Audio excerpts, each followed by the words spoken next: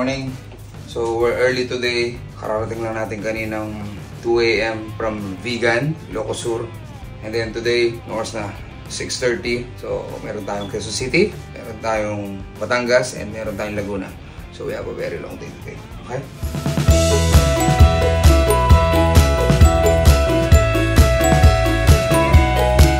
And kung nakikita niyo yung pool, mukhang okay, di ba?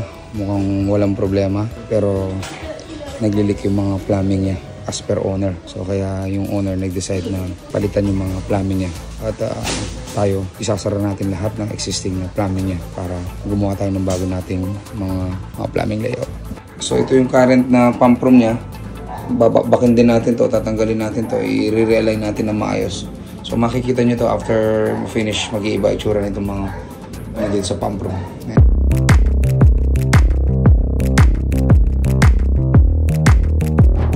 Apat na butas na nilagyan na natin ng solid cure.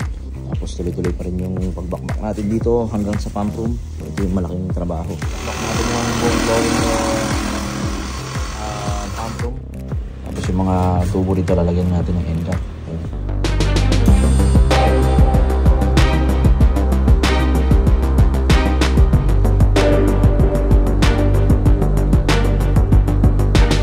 Nakita natin yung laman ng tangke, yung ordinaryong buhangin. Dito namin nilagay sa sako yan. Ordinaryong buhangin.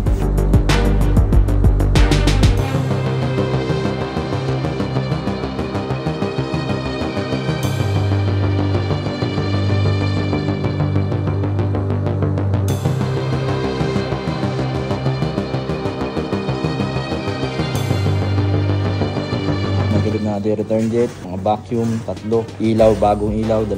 Naikabit na rin natin yung tiles, yung dating tiles. Yan, nalilitin natin pero okay na. Yan, nalilis na natin lahat. Ito yung pool ni Sir. Ang issue nito is naglilik yung mga plumbing niya. Nung chinek natin yung mga plumbing, puro blue pipe lahat yan. So what we did is, tinanggal natin lahat ng blue pipe niya, lahat ng existing niyang plumbing, pinagsasara natin lahat. So may mga plumbing yan dito, meron yan dito. Ito, sinara natin yan, okay? Para maglatag ng bagong linya. Kasi yung mga blue pipe niya, nagkakalasan at saka nagkokos ng leak sa swimming pool.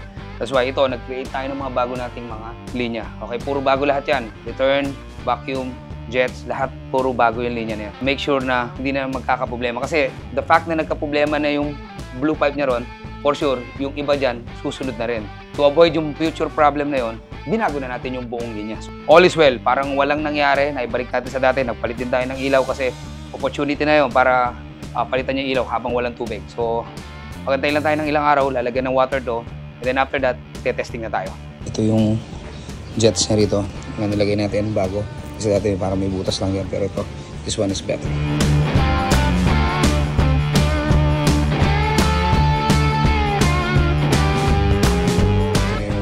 Niya ngayon. Mas organized, mas maayos compare with then mas madaling i-operate ito ngayon kasi maayos na siya. Sarili ito na yung heat pump natin. So, ayusin itong exhaust ng heat pump. Ito yung control box ng heat pump natin. Yeah, so basically, okay na lahat to. So, ayan, papanda rin natin yung heater natin. Okay, so binuksan muna yung motor, tapos saka ngayon bubuksan tong mga valves dito. Ngayon meron tayong clear pipe dito para makita yung flow ng tubig. Control box. Yung control box mo. So, ang supply mo, 230 volts. Para makita kung nag-low voltage or nag-high voltage. Kasi pag nag-high voltage to, patay ito. Nag-low voltage siya, ganun din. So, kailangan equal yung binibigay na voltage. Kaya nag-on na tayo ng heat pump natin, papanda rin natin yan. Yung fountain natin, namumove yan. Yung saan gustong angle. Yung blower natin.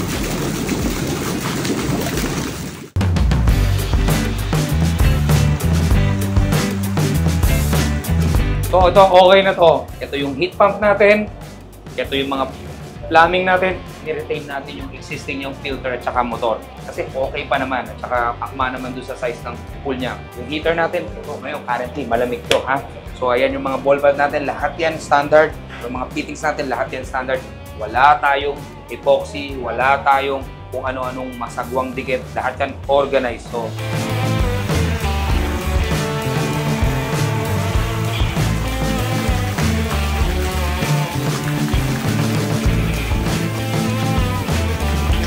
So sa mga may ganitong problema, parehas kayo ng issue na nagli-leak. So baka yung plumbing nyo may problema, baka yung blue pipe nyo may problema. So isa sa mga cause yun. Pero of course, marami pang ibang cause ang leak. So isa sa mga cause yun. So ito, total rehab to.